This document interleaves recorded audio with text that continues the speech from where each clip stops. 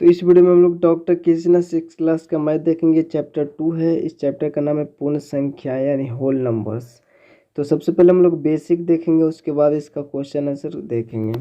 तो अगर आप चैनल पर नए तो चैनल को सब्सक्राइब करके बेल आइकन प्रेस कर दो ताकि आने वाला वीडियो का नोटिफिकेशन सबसे पहले आप तक पहुँच जाए।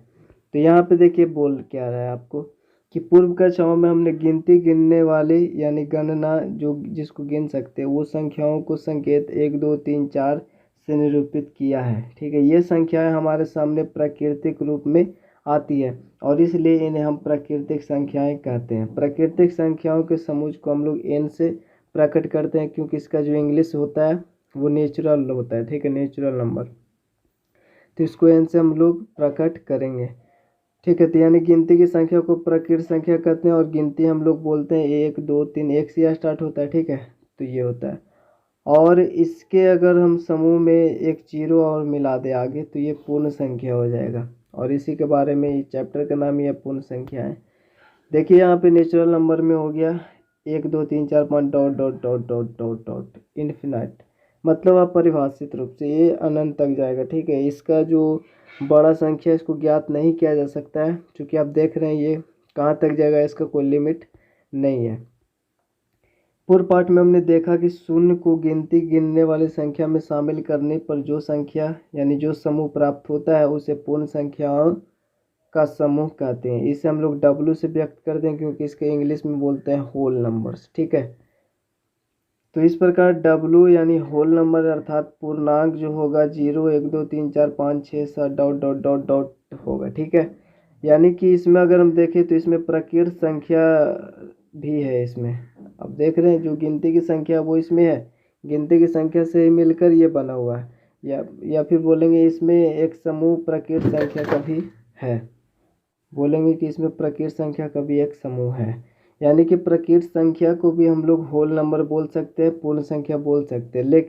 लेकिन पूर्ण संख्या को हम लोग प्रकृत संख्या नहीं बोल सकते, नेचुरल नंबर नहीं बोल सकते क्योंकि इसमें जीरो जो है इधर नहीं है। ठीक है, गिनती की संख्या में नहीं होता है। चूँकि होल नंबर प्रकृत संख्या नहीं हो सकता, चूँकि देख रहे हैं 0 एक होल नंबर है, प्रकृत संख्या नहीं। लेकिन जो प्रकृत संख्या है वो होल नंबर हो सकता है अर्थात पूर्णांक हो सकता है क्योंकि जो भी इसमें होगा वो सब इसमें होगा। ठीक है, लेकिन जो इसमें है वो इसमें नहीं है क्योंकि 0 को हम देख रहे हैं। ठीक है, तो 0 को देखने से पता चलता है। शून्य का अर्थ कुछ नहीं है, 0 का अर्थ कुछ नहीं होता है। अरबी में शून्य को सिफर कहते हैं जिसका अर्थ होता है एम्पटी अर्थात खाली, मतलब रिक्त, कुछ नहीं। इस तरह हमें संख्याओं के दो समूह n और w प्राप्त हुए। w n का विस्तार मात्र है। w में n से सिर्फ एक संख्या शून्य अधिक है। ठीक है, इन दोनों में अगर हम देखें तो w n का विस्तार मात्र है, जो होल नंबर है वो इसी का विस्तार मात्र, मतलब नेचुरल नंबर का ही विस्तार मात्र है। क्योंकि यहाँ पे हम लोग देख रहे हैं कि जो होल नंबर है उसमें नेचुरल से सिर्फ एक संख्या शून्य ही ज़्यादा है, बस एक आगे शून्य लग जाता है, बस बाकी सब सेम होता है। ठीक है, पहला में यहाँ पे कुछ कुछ कंडीशन है, जैसे में देखिए प्रत्येक प्रकृत संख्या एक पूर्ण संख्या होती है। प्रत्येक प्रकृत संख्या जो होगा वो एक पूर्ण संख्या होती है क्योंकि n w में अंतर्निहित अर्थात n w का एक अंश यानी पार्ट है। ठीक है, यानी नेचुरल नंबर जो है वो w का अर्थात होल नंबर का एक पार्ट है। इसीलिए प्रत्येक प्रकृत संख्या जो होगा वो पूर्ण संख्या होगा। हमने ऊपर अभी बात किया। ठीक है, जो भी प्रकृत संख्या है 1 2 3 डॉट डॉट डॉट वो सब पूर्ण संख्या में आएंगे, होगा वो पूर्ण संख्या भी उसको हम लोग बोलेंगे। ठीक है, क्योंकि n जो है वो w में अंतर्निहित है।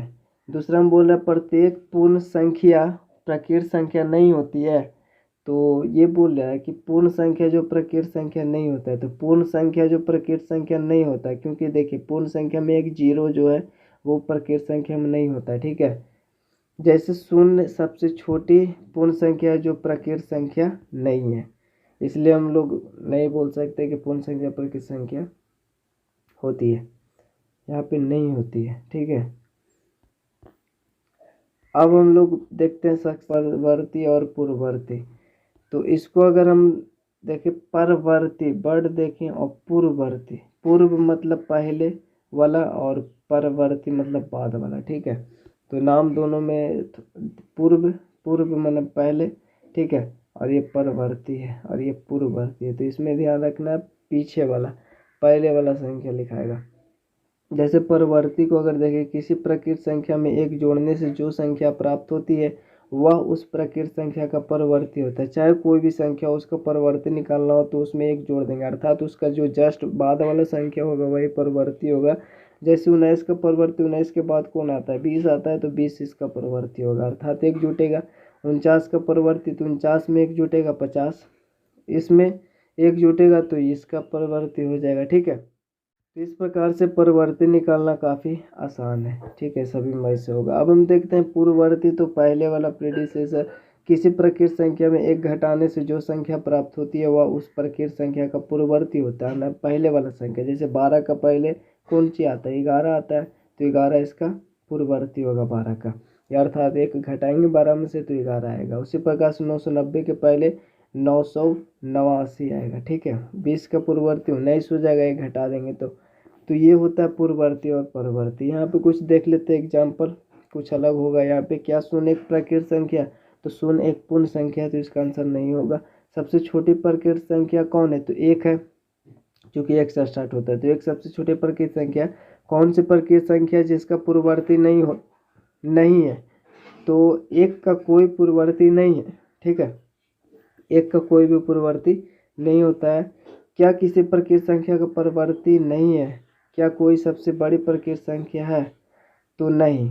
इसका आंसर हुआ क्या किसी प्रकृत संख्या का परवर्ती नहीं है, तो ऐसा कोई भी प्रकृत संख्या नहीं है जिसका परवर्ती नहीं होता है, ठीक है।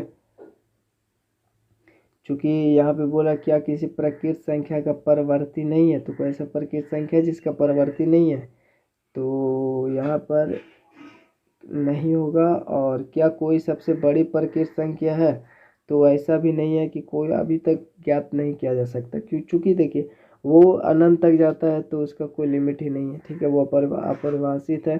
तो कोई भी प्रकृत संख्या ऐसी नहीं है जिसका परवर्ती नहीं है, नहीं नहीं सबसे बड़ी प्रकृत संख्या ज्ञात नहीं की जा सकती है, ठीक है। तो ये होगा। यहाँ पे ऊपर में हमने एक और देखा था, सबसे छोटी प्रकृत संख्या कौन सी प्रकृत संख्या है जिसका पूर्ववर्ती नहीं हो सकता, ठीक है। पूर्ववर्ती यहाँ पे बोल रहा था, तो एक का पूर्ववर्ती नहीं हो सकता, लेकिन ऐसा कोई प्रकृत संख्या नहीं जिसका परवर्ती नहीं हो, अर्थात बाद वाला संख्या, ठीक है।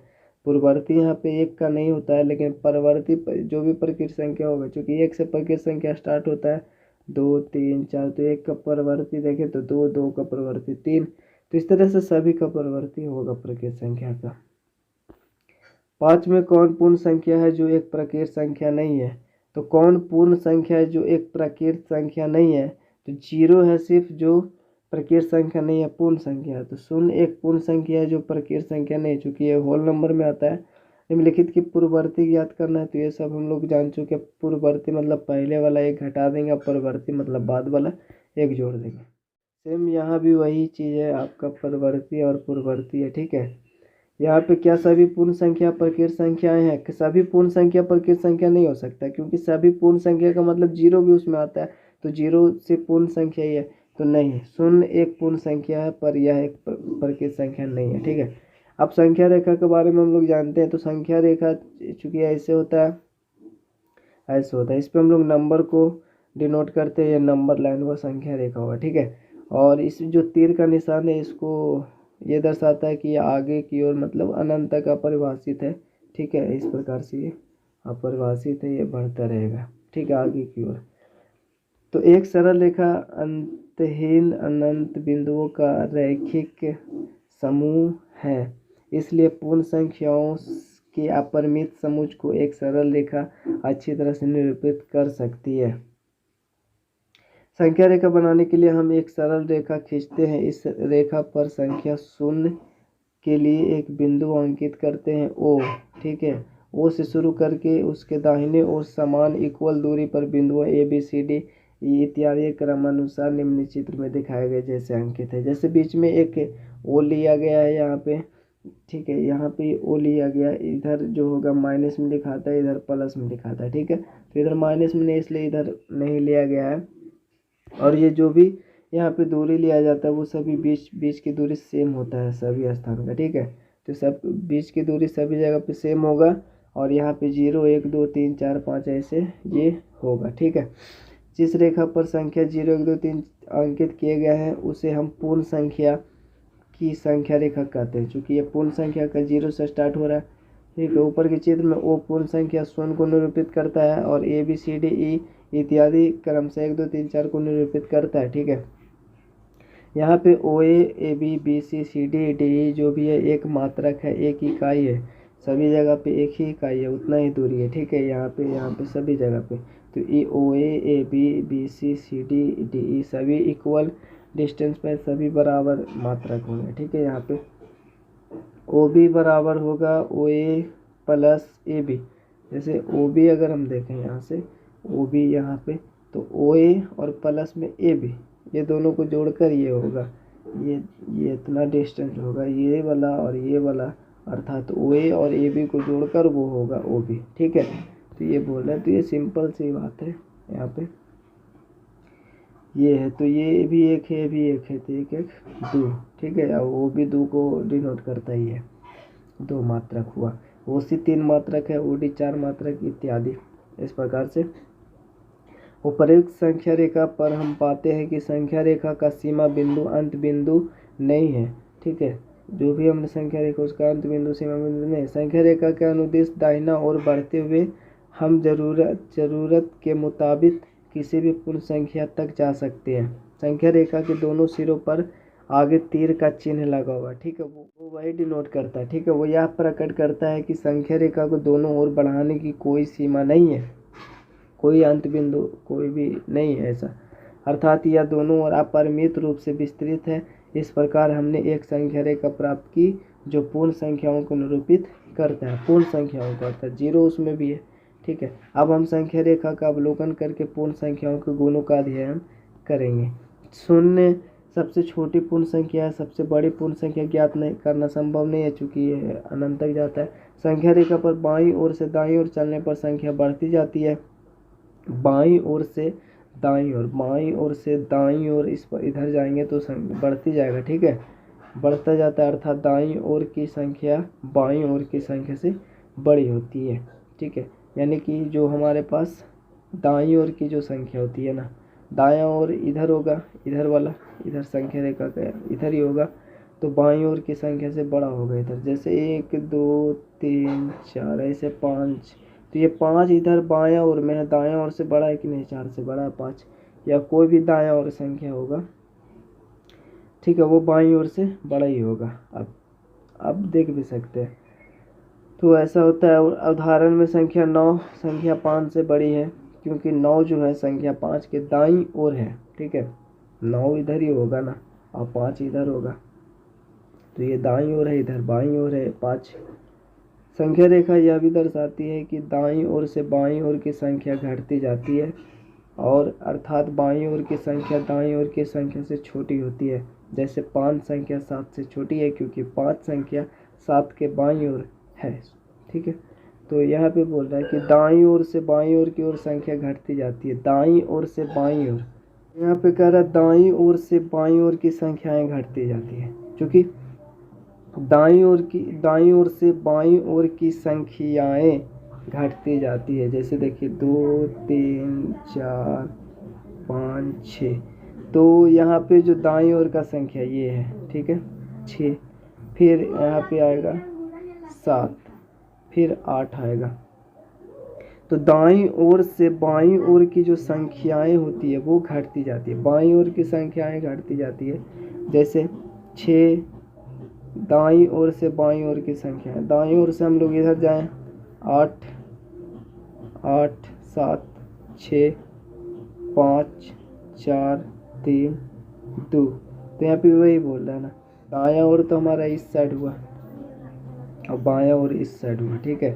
तो समझ रहे हैं इसको, तो ये बोल रहा है वही दर्शाते हैं कि दाईं ओर से बाईं ओर की जो संख्याएं हैं वो घटती जाती है, घटती जाती है। जैसे जो यहाँ पर 2 था, यहाँ पे 3 हो गया दाईं ओर, तो ये जो दाईं ओर संख्याएं हैं दाईं ओर से बाईं ओर घट गया 2 हो, ठीक है। फिर ये 4 हो गया तो फिर दाई बाईं ओर जो होगा वो संख्याएं घट गया, 3 हो गया।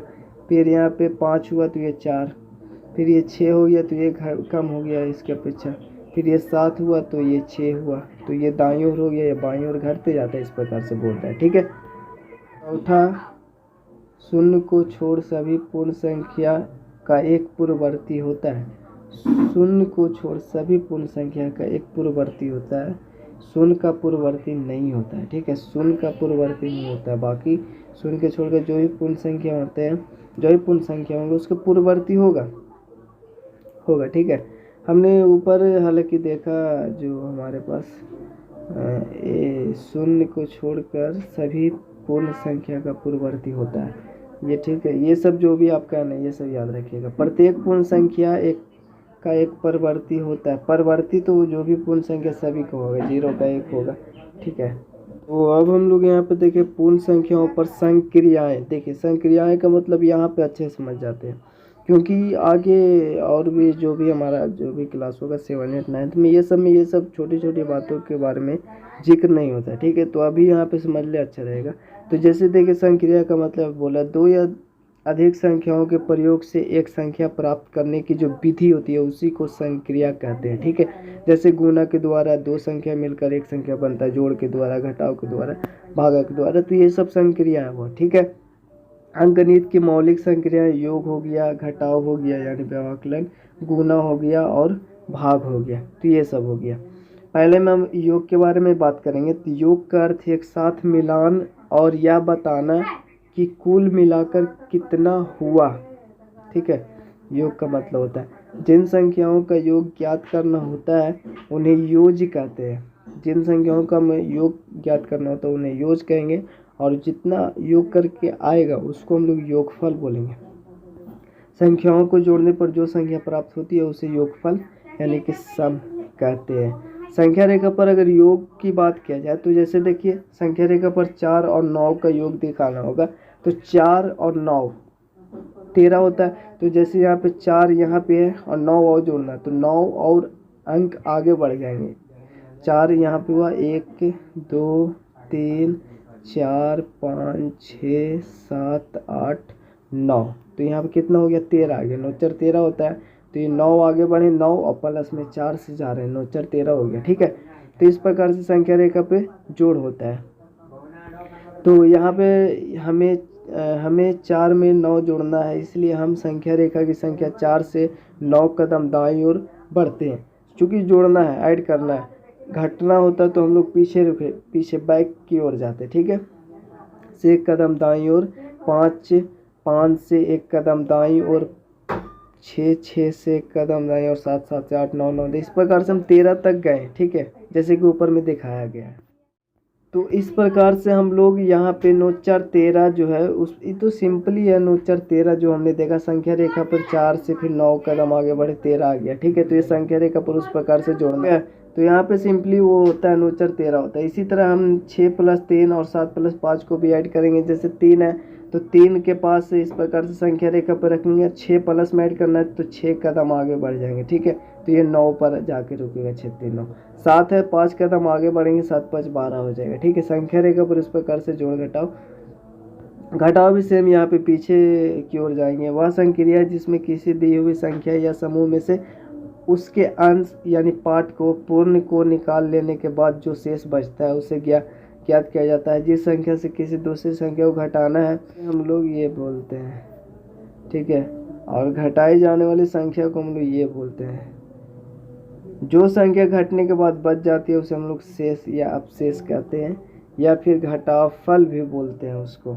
ठीक है, तो ये यहाँ पे देखिए किस प्रकार से घटाया जाए। ये तो हमारा संक्रिया घटाव देखिए यहाँ पे जिस संख्या से किसी दूसरी संख्या को घटाना उसको ये बोलेंगे, और घटाई जाने वाली जो संख्या होता है उसको ये बोलेंगे, और जो संख्या घटने के बाद बच जाती है उसे हम लोग ये बोलेंगे। ठीक है, शेष या अपशेष कहते हैं, या फिर घटाफल भी, जैसे योगफल था वैसे इसको घटाफल बोलेंगे। तो संख्या जिसमें से घटाया जाता है और जो घटता है वो ये हुआ और ये हुआ शेष या घटाफल। जो जैसे कि 8 में से हम लोग को घटाना है 3 को, ठीक है, तो बचा ये 5, तो ये हो गया रिमाइंडर। यानी कि ये शेषफल हो गया, शेष हो गया, घटाफल हो गया। संख्या रेखा पर घटाव कैसे होगा, तो जैसे 8 में से 3 घटाना है तो हम लोग 8 के पास जाएंगे, और 3 घटाना है तो 3 पीछे जाएंगे, 1 2 3 पीछे है तो कहाँ पे आया, 5 के पास। इसका आंसर 5 ही होगा ना, तो 5 होगा। ठीक है, तो ऐसे होगा। तो इसी वही बोल रहा होगा यहाँ पे। अब हम लोग गुना देखते हैं।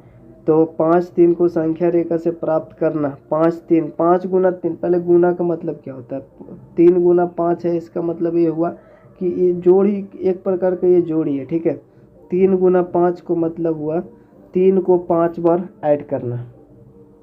ठीक है, तो इसको हम लोग कैसे गुना करेंगे, तो 3 का 3 छो 3 3 3 5 15। तो यहाँ पे देखिए 3 3 5 बार ऐड करेंगे, 3 को 5 बार। जैसे यहाँ पे 0 1 2 3 एक बार हुआ, ऐसे ऐसे 5 बार है। ठीक है, 5 बार गुना का मतलब मल्टीप्लाई, यानी 5 टाइम्स। 3 को 5 टाइम्स बढ़ाएंगे, तो 3 एक बार, फिर 3 ये 2 बार हुआ 3, फिर 5 बार चुके, ऐसे ऐसे करना है। 1 2 3 ये 3 बार हुआ, फिर 1 2 3 ये 4 बार हुआ, फिर एक बार 1 2 3। देख रहे हैं यहाँ पे 15 हो गया। ठीक है, तो इस प्रकार से गुना होगा। या फिर हम इसको ऐसे होता 5 गुना 3, तो इसको ऐसे भी कर सकते हैं, 5 को 3 बार। तो 1 2 3 4 5 एक बार, फिर 1 2 3 4 5 दो बार, फिर एक बार 1 2 3 4 5 15 ही आता। ठीक है, तो ऐसे भी होता है। आपको जो भी बोला है, 0 से शुरू करके दाईं ओर एक बार 3 मात्रकों के बराबर कदम बढ़ाते हैं, इसी तरह दाईं ओर ऐसे 5 कदम चलते हैं, तब हम संख्या 15 पर पहुंचते हैं। अतः 3 और 5 का गुणनफल 15 हुआ, जैसे कि आपको पता है। यहाँ पे एग्जाम्पल भी है, तो आप इसको देख ले। जोड़ कैसे होगा, 5 4 9 होता है। यहाँ पे 4 + 5 है, तो 4 के पास गए हम, 5 ऐड करना है तो 5 कदम आगे बढ़ेंगे, 1 2 3 4 5 9 हो गया। ठीक है, फिर यहाँ पे 2 + 6 है, 2 के पास जाएंगे, 6 कदम आगे पढ़ेंगे, 2 3 4 5 6। तो ये आंसर आ जाते इस प्रकार से होगा। ठीक है, 1 + 6 है, ये भी सभी जोड़ है। यहाँ पे गुना है, तो वैसा ही जैसे कि यहाँ पे 2 गुना 6 है, मतलब 2 को 6 बार, 1 2 एक बार, फिर 1 2 2 बार, फिर 1 2 3 बार, फिर 1 2 4 बार, 1 2 5 बार, 1 2 6 बार। ठीक है, 6 दूनी 12 आ गए। तो ऐसे होगा गुना। गुना इस तरीके से होगा, 4 गुना 2 हो, चाहे कुछ भी हो। ठीक है, तो इस प्रकार से होगा। अब हम लोग यहाँ पे क्वेश्चन को अगर देखें, तो निम्न संख्याओं के पूर्ववर्ती लिखना, अर्थात पहले वाले संख्या। तो इसका आंसर हो जाएगा 3, ये 3000, 8 एकाएँ दाएँ सैकड़ा हज़ार, एकाएँ दाएँ सैकड़ा 3008 का पूर्ववर्ती। तो इसमें से एक घटा देंगे, तो आपके पास ये आंसर हो जाएगा 3007। ठीक है, 86 का पूर्ववर्ती, तो पूर्ववर्ती तो 86 में से एक घटाएंगे, 85 हो जाएगा। 100 का पूर्ववर्ती, 100 में से एक घटाएंगे, 99। और ये हमारे पास इसमें से एक घटाएंगे, तो इसका पूर्ववर्ती हो जाएगा ये। ठीक है, 99,000, 99,000 है, एकाएँ दाएँ सैकड़ा हज़ार, 10,000, लाख। ठीक है, 9,99,998 ऐसा है। निम्नांकित संख्याओं के परवर्ती लिखिए। परवर्ती मतलब बाद वाली संख्या। तो 899 है ना, तो 900 हो जाएगा, एक ऐड करेंगे तो 900।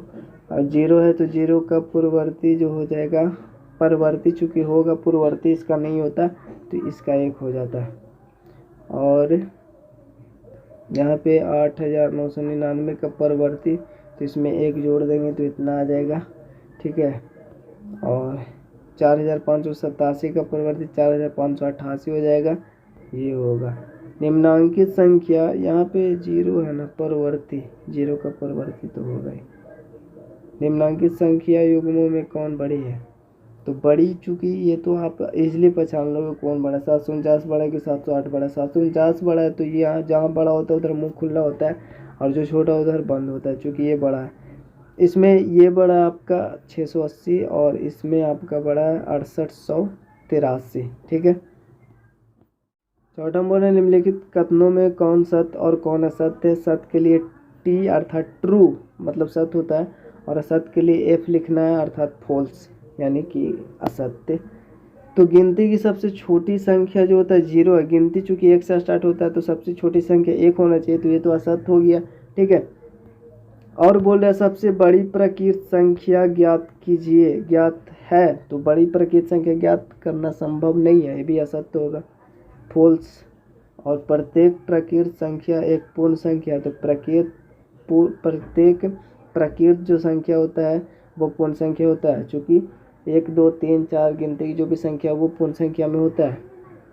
शून्य सबसे छोटी पूर्ण संख्या है, तो शून्य सबसे छोटी पूर्ण संख्या है, ये भी सही है, ठीक है। तीसरा चौथा आपका यहाँ पे ट्रू है, लेकिन 1/3 एक पूर्ण संख्या है, तो पूर्ण संख्या ये नहीं होगा, क्योंकि ये बटे के रूप में है, परिमेय संख्या होता है, ये हम आगे पढ़ेंगे, ठीक है। पूर्ण संख्या तो 0 1 2 3 ऐसे सिंपली होता है, 1 2 3 4 5 0 1 2 3 ऐसे, ठीक है, तो वो होता है, ये फॉल्स है।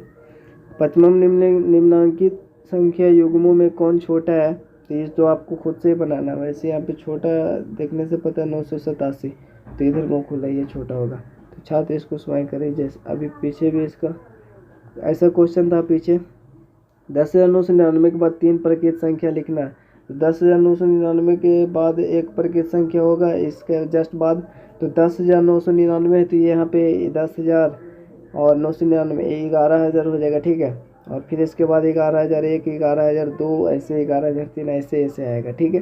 तो देखेंगे इसके बाद 3 प्रकृत संख्या है, तो 10 से 999 में एक जोड़ेंगे तो 11,000 हुआ, और 11,000 में भी एक जोड़ेंगे तो 11,001, और इसमें भी एक जोड़ेंगे 11,001 में भी तो 11,002, तो ये हो गया 3, वो हमको मिल गया, ठीक है। तो ये आपका आंसर होगा।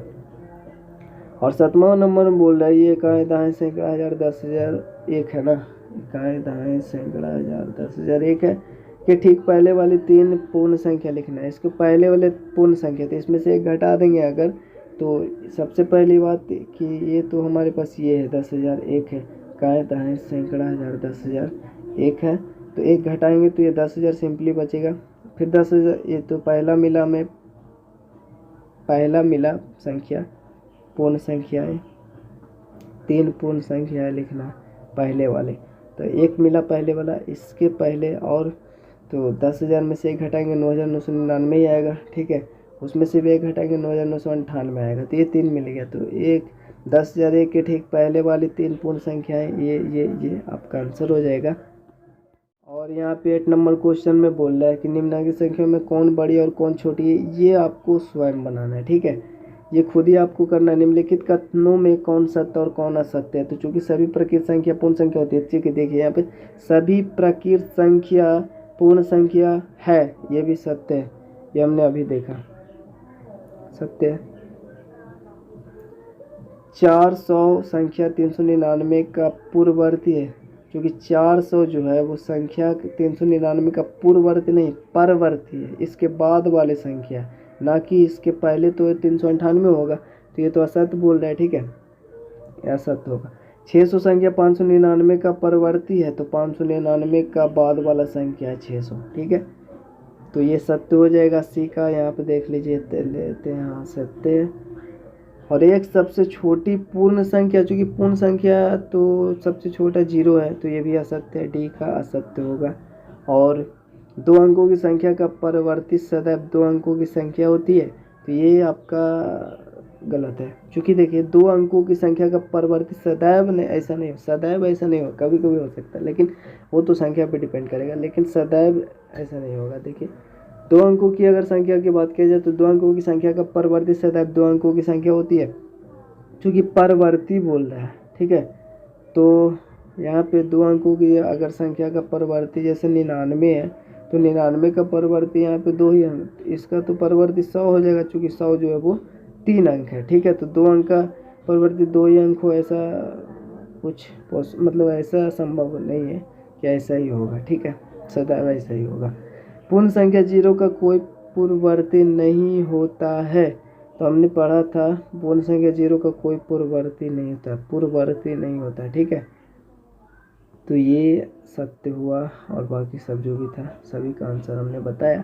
8वां नंबर वो स्वयं आपको बनाना है, तो वीडियो को यहाँ पे एंड करते हैं। मिलता है आपसे अगले वीडियो में। चैनल को सब्सक्राइब करके बेल आइकन प्रेस कर दे, ताकि आने वाले वीडियो का नोटिफिकेशन सबसे पहले आप तक पहुँच जाए। तो चलिए मिलते हैं आपसे अगले वीडियो में, तब तक के लिए जय हिंद जय भारत।